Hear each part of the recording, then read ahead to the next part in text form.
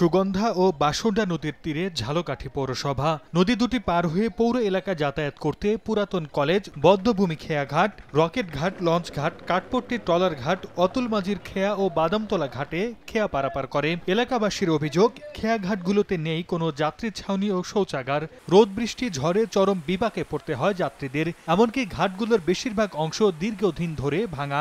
দুর্ভোগের পাশাপাশি প্রায়ই ঘটে দুর্ঘটনা। ঘাটগুলো থেকে মোটা অঙ্কের ইজারা আদায় করা হলেও যাত্রী সুবিধায় কোনো ভ্রুক্ষেপ নেই পৌর কর্তৃপক্ষের। সমস্যার কথা স্বীকার করে শিগগিরই সমাধানের আশ্বাস পৌর কর্তৃপক্ষের। ঘাট অনেকটাই নষ্ট আছে এবং যাত্রী ছাউনিও নেই। যদিও ইতিমধ্যে আমরা একটা স্কিম পাঠিয়েছি, তো ওইটা অনুমোদন হলেও করব, না হলে আমরা নিজস্ব অর্থায়ন ওটা করব। পৌর কর্তৃপক্ষের তথ্যমতে খেয়াঘাটগুলো থেকে প্রতি বছর প্রায় 20 লাখ টাকা ইজারা আদায় করে পৌরসভা, আর প্রতিদিন খেয়া পার হন 5,000-এর বেশি মানুষ।